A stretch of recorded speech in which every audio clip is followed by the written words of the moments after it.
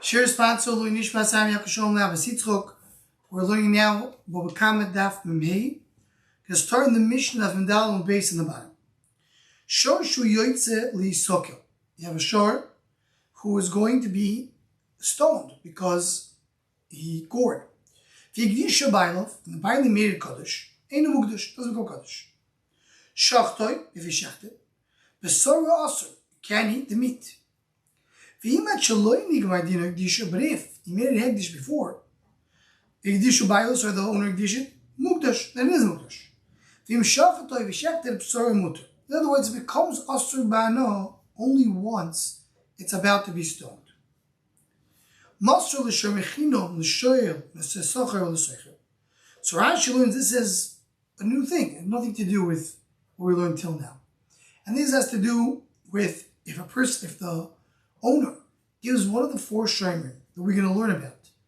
The four shomrim, Shomechina was the one who doesn't get paid to be a guard, to be a shomrim. You have Shomesachar, who is paid. You have a shoyel, who is a borrower. You have a soich, who is a renter. These are the four shomrim, which we'll discuss in more in length later in the Masechta. So if they take the shor, Nichas Utachas Abayim, Mul Mishalim Zik Shalim, Tam Mishalim Chatzinezik, they're responsible for the shor the same way the owner is responsible for the shor. Says the Gemara, don't know shor sheimis at shaloi nigmar dinoi. A shor sheimis, the shor killed. At shaloi nigmar before Gemar din mochroi udalef mochroi. If he sold it, it's sold. Higdishoi mugdash. Made it hegdish, it is mugdash. Shachatoi, if you shechted b'soroi mutar, you're allowed to eat the meat. Because before the Gemar din, you consider to be still okay. Once the Gemara didn't happen, so then mochoy and a moch. It's not so. Higdishoy ain't a mugdash. Shechatoi b'shechted b'soroi osur. You're not allowed to eat the meat. Yechziru shoyim lebeis bailov. If the shoyim returned it to the owner after Gemara din, ain't no mugzor. It's not a good return. Meaning it's not considered to be that the shoyim give it back. Even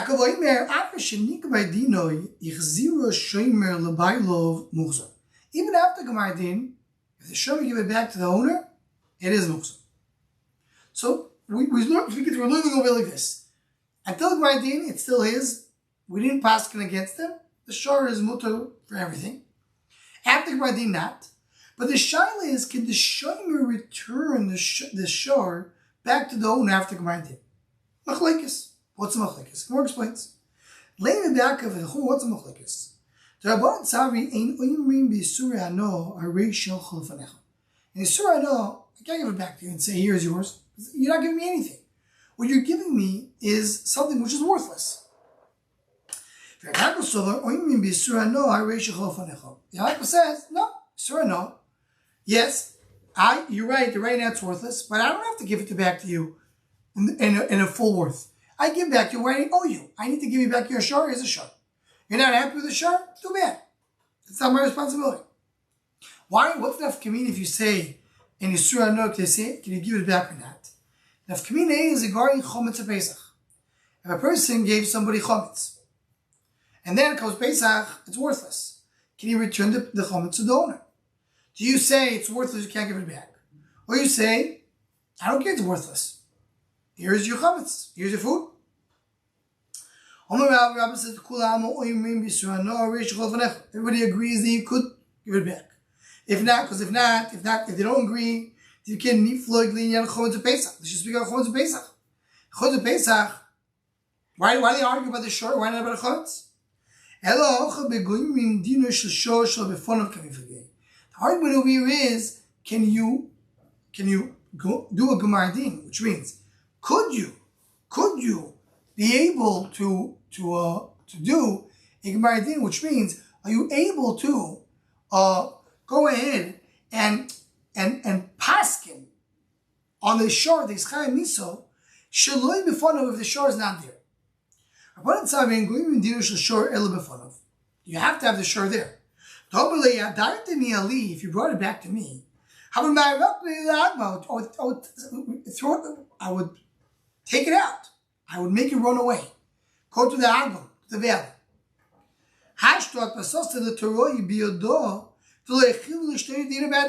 Now I give it to you, and you give it, and it went to Beis Din. We'll see in a second what it means, give it to Beis Din. But the point is, the owner tells the shomer, the only way for them to pass psak on the shore is only if the shore is here. So get the shore away. Get the shore running away. Why are you having your shore here and allowing them to take the shore? It's your fault. So therefore you can't give it back. The shore is my thing. It happens even the shore is not here. It's you still do Gemara din. So the machlokes here is there any problem for the fact that the shore is here? Something more on my time with the Rabbanon. What's the reason? A shore is circle the gambol of himos. Kimi says bayin, kimi says shore. You learn the shore like the owner. Ma bayin flame. The bayin is a din that the din has to be in front of the nidoin. I'm sure before it has to be in front of him. You really have to do it in front of the owner because maybe he has what they answer back. But a shore has a tiny back. So therefore, this is not an issue. In other words, therefore by a shore, it doesn't have to be in front of him. In other words, almost you have to go here with a svara. Is there reasoning for the Torah or it's exerisakos? So that's what you see. Now, what is the time over here against the shomer that the Beis Din took away the shore? Rashi learns that the shomer literally gave the shore to Beis Din. Why does Rashi learn that way? As the Mefarshim explained, because if you didn't give it, so maybe it's a groma. I didn't do anything. It happened automatically. It happened indirectly. Look at what Rashi. Rashi says, is in the middle. I just want to see one line in Rashi. Rashi in the middle of Du Matchil Liflegu, which is a very long Rashi. Rashi says, Aval Hocho. It's in the middle. The last word in the line is Aval. Mishuachem Rabbanon Einu Muchzor. Told me that Pasatzosei L'Toroi Gimai Shor. You brought it to Beis Din. So Rashi learned he brought it to Beis Din. The shore brought it to Beis Din. So what are you doing? Why are you bringing it to Beis Din? What are you being Aribachach bringing it to Beis Din? So we shouldn't have many questions on Rashi. And therefore, Tosfos learns he didn't bring it to Beis Din, but he allowed Beis Din to take it. Even if it was not B'yadayim. He allowed Beis Din to take it. And by allowing Beis Din to take it, he is causing here a damage because he should make sure the Beis Din did not take it. That's what Tosfos learns. The long Tosfos. He learns the fact that he allowed Beis Din to take it, that is the issue. There's a few other Pirushim in the Rishonim over here. The Ravid learns that the issue here is that he should have just let it go. Meaning, the time is, he didn't give it to Beis Din. And it's not only Beis Din came and took it. When you have an issue, just open the door of the shore of the house and let the shore go wherever he wants. That's why by chometz, I don't have such a time because you can't open the door. The chometz won't go anywhere. But the shore will go. So you easily could have get out of this situation. So the shore had different ways to say what was the time against the shomer. The bottom line is that the time against the shomer, the machlokes says, is there a time against the shomer? Because what would happen if the shore won't be here? Will they still be able to do a din, or they won't be able to be doing a din? Okay. So the one most l'shem mechil l'shoy, give it to the four shomim. The four shomim are under the owner. They live. Shemechinam ve'ashoyel noisesokar ve'asoicher. So these are the four shomim, like we mentioned in the Mishnah, that we're going to speak about. Bezer Hashem lekamon. We're going to get to it more. So a shemechinam is one who's free. He doesn't pay. And the din by him is that he's always potter, except by pshia, except negligence. If the shemechinam was guarding something, he doesn't have to pay unless he was negligent. Then you have a shoyel. Shoyel is the borrower. A borrower needs to pay always, even be'oinis, except there is something called mesa machmas melocha, the triple mems, mesa machmas melocha.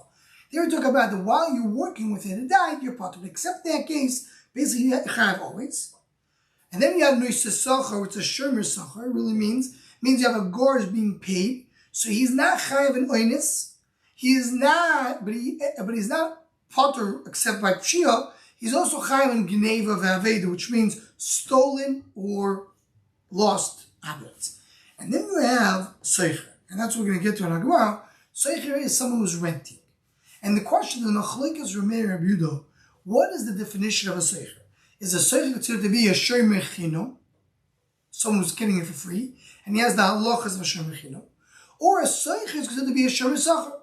What is the level of a seicher? Okay. So says the Gemara, Harugu, if they killed, Tomim Nerogim, the shore gets killed, Uptur Mina Koifer, not to be Koifer, because never Tampi is Koifer. Muadim Nerogim, by Muad Nerog, Umeshal Mimas Koifer, they do pay Koifer. Vechayovim La'azid Meshor Lebailov, they have to return, they have to pay back to the owner. Chutz Mishor Mechino. Shor Mechino doesn't have to pay back. And that's what the Gemara is going to be bothered by. Why Shor Mechino has to pay back? Was it negligent or wasn't negligent? So a simple understanding before we continue on is, wasn't negligence over here. You're chayav in the shore. Shor Mechino was chayav only negligence. That's why the Shor Mechino is patur. Shor Mechino was a free, guards were free. It's patur if it was no negligence. Now, okay, so says the Gemara. Says, well, what's the case? What's the case? In the natural, if you guarded it, and the Gemara understands full guard, I feel cool enough to live to it. Everybody should be potter. Potter from what? So actually potter from everything they guarded. They potter from what they did. Everything that was done is potter. Look at Lashon Rashi. Potter, kulu niftu, says Rashi. Bidmei shor, from paying the shor. Ba'ami shoyel. Except shoyel, the ointzim. Shoyel is chayav an ointzim. A borrower is chayav even something which is not his fault. So it means maybe should be potter for paying, says Rashi, except the shoyel. Shoyel always has to pay. Says Taisus, no, there is enough community about shoyel too. You're going crazy. Yes, a shoyel is responsible to pay the owner for every damage that happens, even if it happened billions. But he doesn't have to pay kraver. Kraver is a kapara. Kraver is to rectify what he did wrong. He didn't do anything wrong. If you look at Lashon Teis, last Teis and if you look at Niftu, the shoyel gufin nehi, the chayv l'shal the mishor l'bailim, they call him kraver and mishal. So it is been doing when the Gemara says, if he did a good shmira, they all should be potter, the halacha shouldn't apply exactly as we said. Says the Gemara, the not if he didn't guard, if he was shor mechayiv, so shor mechayiv is chayav negligence. If he didn't guard, it's chayav negligence. Says the Gemara, Amrei Achel asking the natural shmira pchuto or natural shmira miul. He did guard, but not too strong. Shmira, it's called shmira pchuto, a lower grade shmira, not a great shmira. And therefore what? Shor mechinam kol solo shmira osoi. Shor mechinam, the definition I said before, don't be negligent. Not negligent. I did guard, not shmir meula, shmir pchusa, but I did guard. So therefore, shor mechinim is part. Hanoch, all the other shormim, like kol shmir, they didn't end with the need to shmir. They have to do a greater shmir. Amr says, one second. Come on, how do we learn over here? If you're learning like our mayor, that's a man with base. The Omar, that what did he say? That a renter has a din of shor mechino, as we mentioned before. You treat a renter like a shor mechino. If you look like a mayor, everything is fine, but why do you say only shor mechino is pater? Soicha, a renter, has the same din like a shor mechino. So it should be both. But if Rabbi Yehuda learns that soicha, the renter, is like a shor mesacher, and then this is fine, then it says only shor mechino. It's okay to say shor mechino, but add the words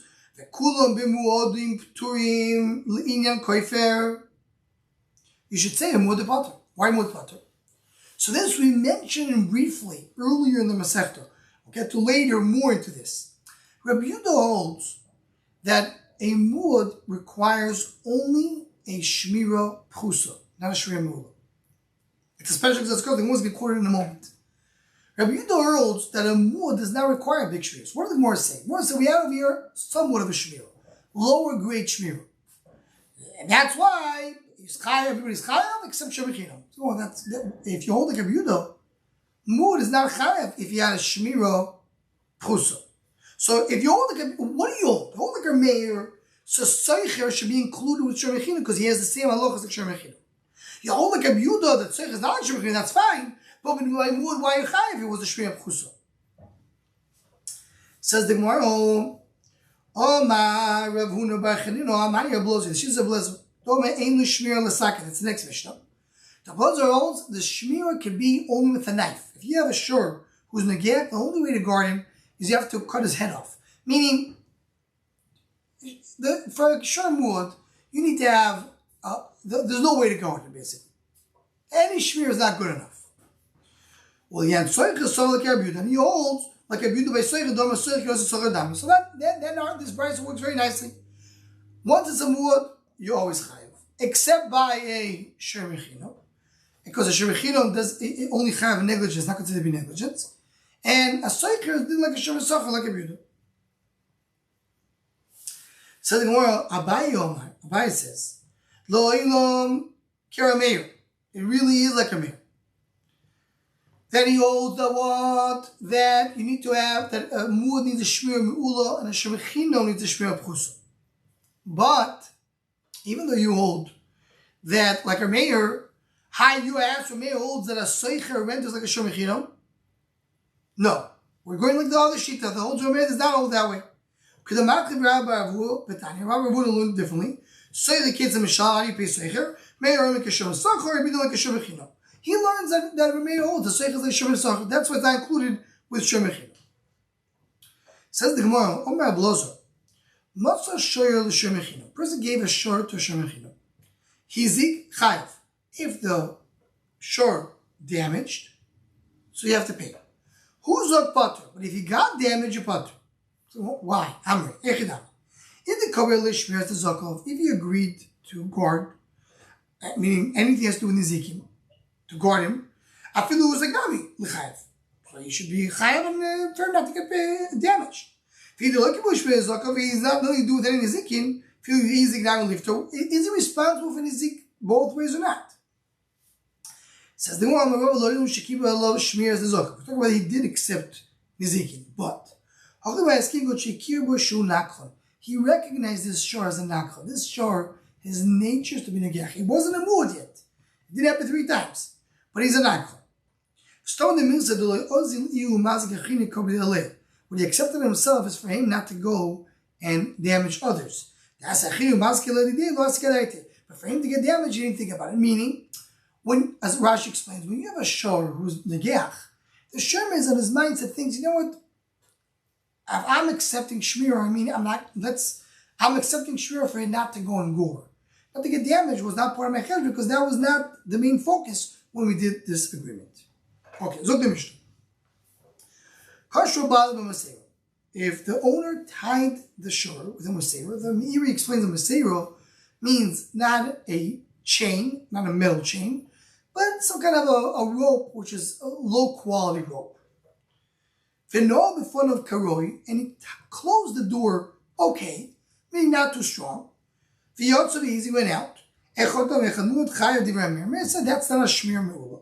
It's not a good shmir. So you chayav. Tam is chayav because he didn't do a good shmira. But mood you pater because mood is sagili b'shmira pchusa. That's what we mentioned before. According to Abuda, mood is not doing a great shmira. How do we know that? Shneimar v'lo yishmirenu balov. The shomer is it. The pasuk says that extra words v'lo yishmirenu balov. He didn't guard him. Actually, if you did guard him, even somewhat, you're okay. He's shomer. The only way to guard a shor is with sakin. That's what it is. I mentioned before that maybe it's a little short. Yeah. Rashi says, which is to see Rashi side. Ein l'shmira lemuad. Lemuad is only sakin. You have to shecht it. You cannot really. There's no other way to guard a shor muad. And as Rashi concludes the last few lines of Rashi before the end of the Mishnah, Rashi explains the machlekes of the Mishnah. The sholosh machlekes v'do. There's 3 shitas. Le'amer b'shvir pchusa chayav u'mula potter. Davka small shvir chayav me'ulo. You're okay. Abidu pchusa nami potter. Even shvir mechusa is okay by muad. But even mu'ul is not good enough. You have to kill the shor. Says the Mishnah, Kosher Bailov Bemuseu. That's why it says the Gemara. My time of the Ramir. Kasovus tam shvorim lav becheskas shimur kai. He holds that most oxen are not becheskas shimur. What is becheskas shimur?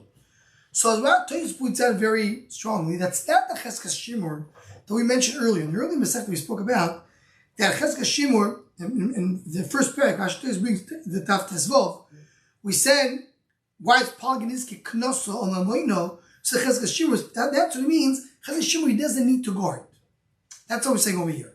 Here we say cheskas shimur referring to as Rashi says, in Adam Misham Shoyre Klal Minicha V'Yotze. Most people, what do they do with their shor? Do they let them go wander in the streets? Or they put them into a fence? So Rabbi holds, most shorim, you just let them wander in the fields. Torah says that if you still have a shor that you're allowed to walk in the streets, and he gored, and he's a tam, you should pay. Meaning why? You're required to do some shmira. Don't just let it wander in the streets. And do something. Then the Torah says another additional words. Lo yishmenu, he didn't guard and became muad. Right? You need an extra shmir, not a regular shmir. You need to do the full-fledged shmir. The same by muad, you have to have shmir muad also by tam. And therefore, Ramir requires sai tam, sai muad. You need to have shmira me'ula, which means a high-level shmira. That's your live in the puzzle. Rida learns, shmarim don't wander in the streets. People usually guard their shmarim.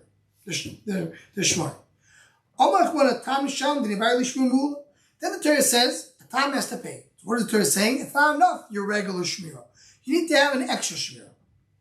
Then it says, they didn't guard it, extra words, then you have the shmir mu'ula. You have to have another shmir. You just said by time you have to have shmir. Of course you have to shmir by mu'ud.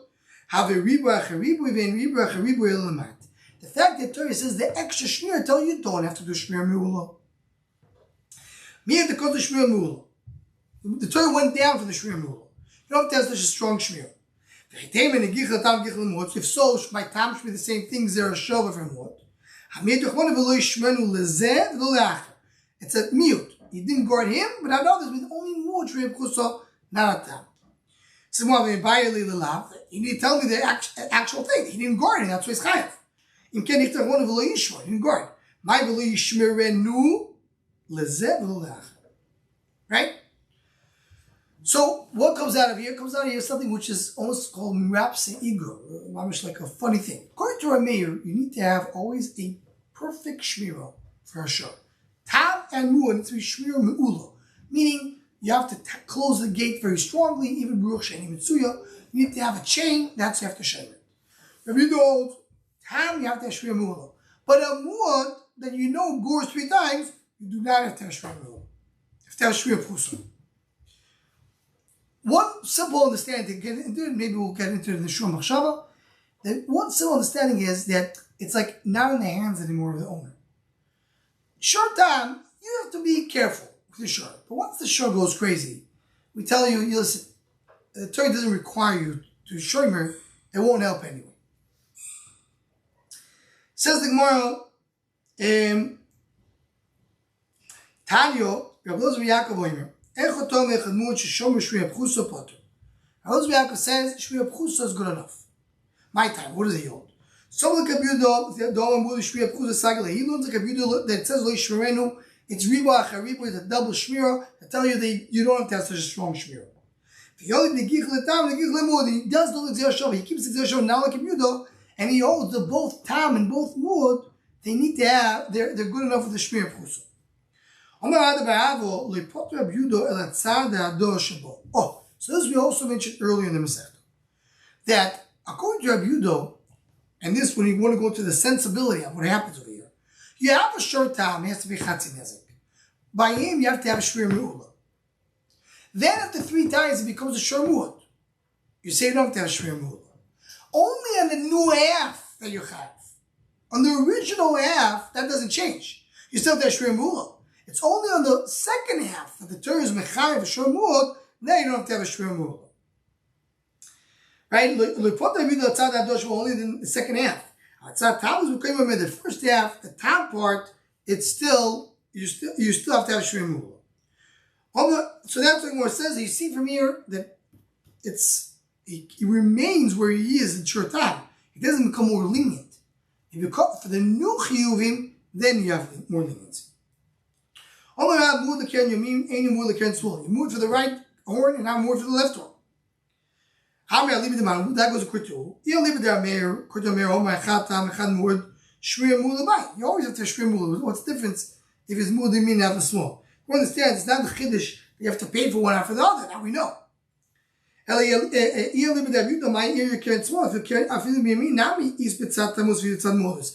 by the yamin itself, there's one half that you holds down. That's the same thing, and more that. So, within the right horn itself, there is a tal and mud. It doesn't hold like Avad Bava, the first half stays in place.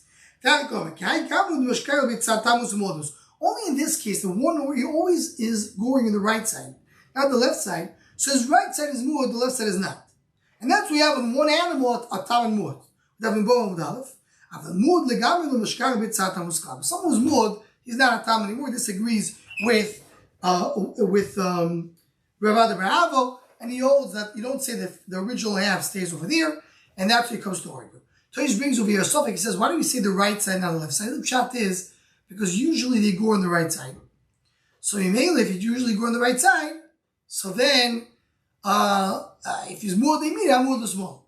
But if he's more the small, kosher is more than me. Or it's nothing to do with it. It could be this shar is more of a lefty than a righty. And Teresa stays with a question. Very good. So we'll stop over here this daf.